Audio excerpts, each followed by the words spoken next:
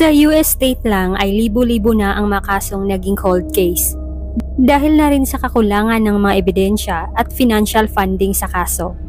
Naging misteryo ang sinapit ng mga biktima. Katulad na lang sa mystery case natin ngayon na nangyari pa noong 1978 sa Cincinnati, Ohio. Ang dalagang to ay bigla na lang naglaho.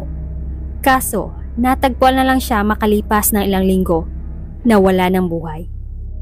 Matapos ng higit 4 na dekada ay saka lang nabigyan ng closure ang sinapit niya. Tara't alamin natin ngayon kung papaano nga ba ito na-solve ng mga otoridad at kung sino kaya ang responsable sa kanya. Ito ang mystery solve case ni Cheryl Thompson.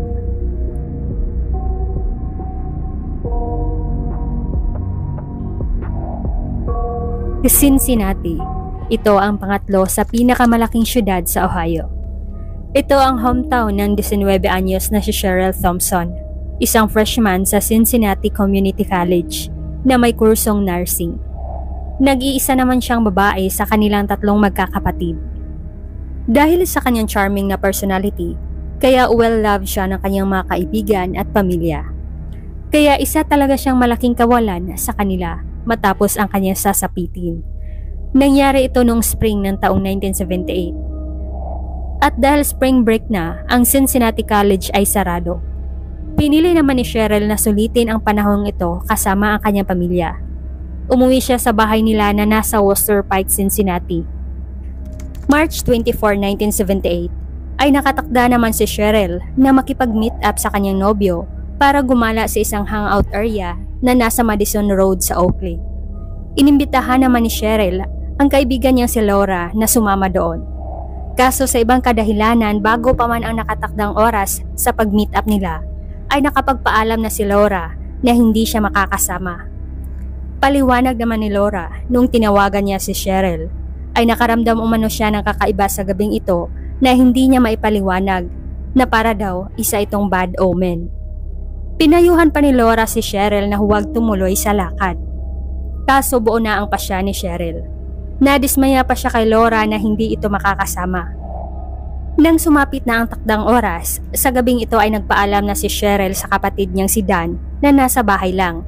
Sakay naman siya sa kanyang sariling kotse. At habang siya ay bumiyahe pa patungo sa kanyang destinasyon, ang nobyo naman niya ay naghihintay na sa pagdating niya doon sa hangout area.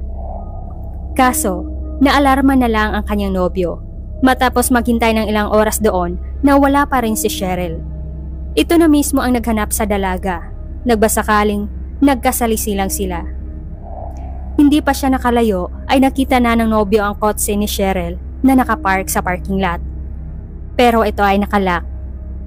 Kaya muli na namang bumalik doon sa hangout area ang binata. Pero nang hindi pa rin niya matagpuan si Cheryl, ay alisto na siyang nagpunta sa bahay nila. Naabutan naman niya doon ang kapatid ni Cheryl na si Dan. At nang nalaman na nito ang nangyari sa kapatid, ay kaagad nang nagtungo si Dan doon sa parking lot na dala ang kanyang spare key ng kotse ni Cheryl. Pero nang mabuksan na ito ay nakakabahalang wala silang nakitang kakaiba sa loob. Kaya si Dan at ang nobyo ng dalaga ay nag-proceed na sa paghahanap. Pero nang bigo pa rin nilang mahanap ay muli na silang bumalik doon sa kotse. Kaso nagulat na lang sila nang naabutan nila doon na may isang na lalaki ang tumangay sa kotse ni Cheryl. Tinangkapan nilang habulin ang umaandar na kotse. Kaso hindi na nila ito naabutan pa. Kaya isa lang ang nasa isipan ni Dan. Ang mystery man ay ang may hawak sa dalang susi ni Cheryl at marahil may alam yun sa location ng kapatid. Inireport na rin nila ito ni Dan sa police department.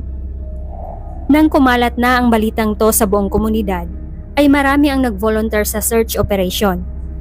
May mga team na ginalugad ang mga kakahuyang bahagi ng Cincinnati at mayroon ding naghahanap sa mga abandonadong gusali. Pero nabigo pa rin ang land search team kaya gumamit na sila ng air support. Kaso ganun pa rin ang resulta ng kanilang paghahanap. Subalit, mahigit isang araw lang mula sa pagkawala ni Cheryl ay natagpuan na nila ang kotse ng dalaga na inabandona lang sa daan, ilang bloke lamang ang layo mula sa parking lot. Sa kabila ng efforts ng investigation team at search team, ay wala na silang nakuha pang mga significant clues.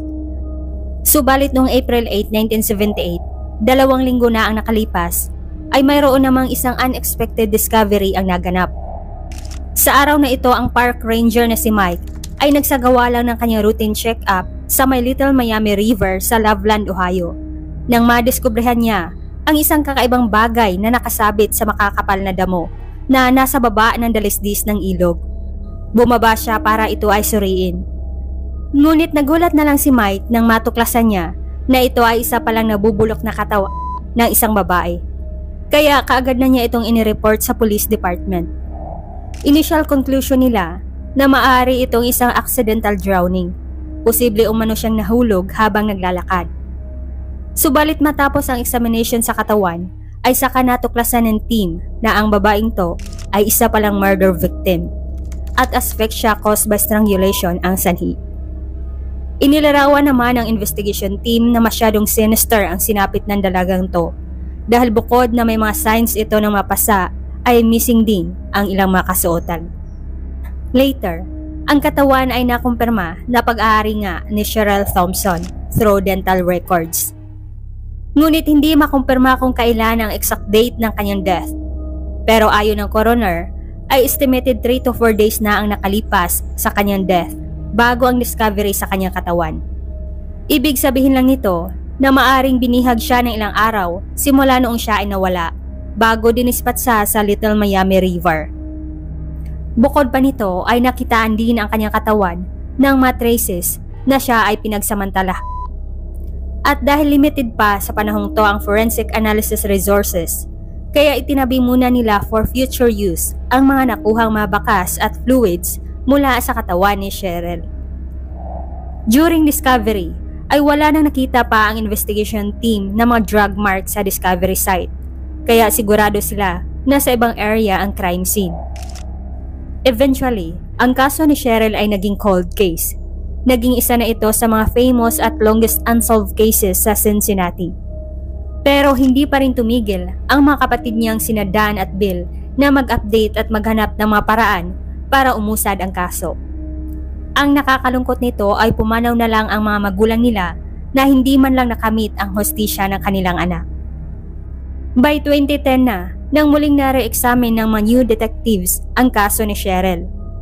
At sa panahong to, ay gumamit na sila ng DNA analysis para ma-examine ang mga nakatagong ebidensya matapos sila makalikom ng findings for laboratory examination.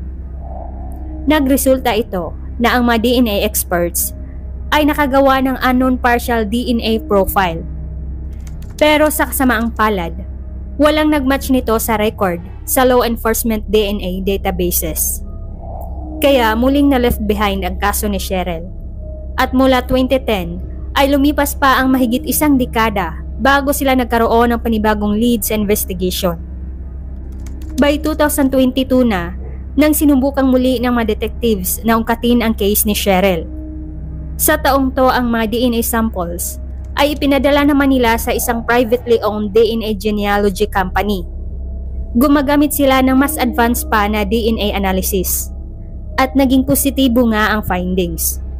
Ang DNA samples ay nagmatch hindi lang isa kundi 3 katao na parehong nagmula sa iisang family tree. Kaya agad tinunto ng law enforcement ang 3 related individuals. Nakipag-cooperate naman ang 3 sa investigation at nag-provide pa sila ng kanilang DNA samples para sa follow-up DNA analysis. Kaso, kahit match silang 3 sa initial DNA analysis, sa huli ang kanilang mga DNA ay hindi rin 100% compatible sa DNA ng mystery man kahit same lang sila ng family tree.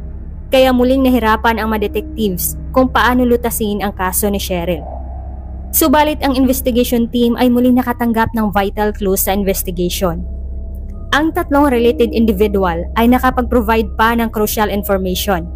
Ayon nila, may isa pala silang relative na kapatid ng isa sa 3 individual. Pinangalanan nila itong Ralph Howell. Kaso si Ralph ay pumanaw na pala sa edad na 30 noong taong 1985. 7 taon ang nakalipas matapos ang sinapit ni Cheryl noong 1978. Para opisyal nang masolve ang kasong ito, ang mga detectives ay nag-decide na hukayin muli ang labi ni Ralph Howell para isalang nila ito sa DNA analysis. Kinuha naman nila bilang sample ang jawbone ni Ralph at kaagad nila itong ipinadala sa laboratory. At hindi nga sila nabigo sa resulta ng examination. Ang yumaong si Ralph Howell ay natumbok bilang prime suspect sa nangyari kay Cheryl Thompson. Ang mga kapatid ni Cheryl ay na-surprise naman sa naging resulta dahil sa tanda na nila ay inakala nila na mawawala na sila sa mundo na hindi man lang sila mabibigyan ng closure sa nangyari sa kapatid. Ang mga detectives ay hinalungkat na rin ang personal background ni Ralph para magkaroon sila ng breakdown kung papaanong na-meet ni Cheryl noon ang lalaking ito. Si Ralph Howell ay isa palang newspaper delivery man sa Cincinnati Enquirer. Pero may criminal records na rin siya noon. Isa na dito ay ang attempted kidnapping niya sa isang babae noong 1983. 5 years ito matapos ang sinapit ni Cheryl. Ayon sa report ng babaeng survivor, nag-offer pala si Ralph sa kanya noon na pasakayin sa kanyang delivery van para ihatid umano sa bahay. Kaso, noong nagdalawang isip na ang babae, ay pinilit pala siya ni Ralph na pasakayin. At nagmungkahi pa umano sa kanya na makipagromansa. Sa pagpupumiglas ng babae, ay hindi nagtagumpay sa balak si Ralph at nakatakas siya. Sa kasong ito ay nakasuhan si Ralph at nagplead na guilty to a lesser charge of unlawful restraint. Pero hindi naka-indicate kung ilang buwan o taon siyang nabilanggo.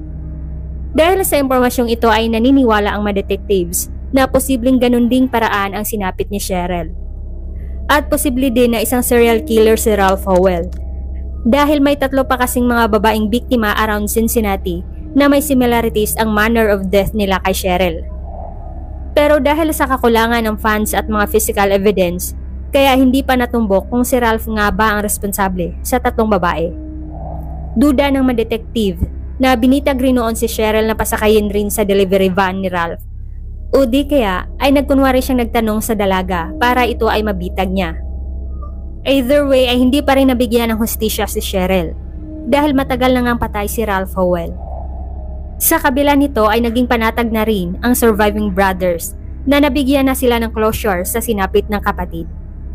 At dito nagtapos ang mystery case ni Cheryl Thompson. Hanggang dito lamang mga ka-curious. Maraming salamat sa lahat na nanood at patuloy pa rin tumangkilik sa Pilipinong Curious. Maraming salamat kay Bamdags Dagi, Zulaika Abdullah from Malaysia, Jen Lebanon, Stephanie Ellen Rojo, Pinpin, Abdullah Jirkali, Maria Fumoto, Jamilian, Luna Salmorin from Riyadh, Lady Isa from Paris, Nene Habasa, Alia Atabay, Jevelyn Perez, Aurora Fajardo, Ray Vargas, Elma Machico, Loz Tiniso from Saudi Arabia, Ravid Avaj, Lizard Explorer from Netherlands, Arnel Montes, Jonalyn Evangelista, Bilog Maldita at Eleanor Bunyao.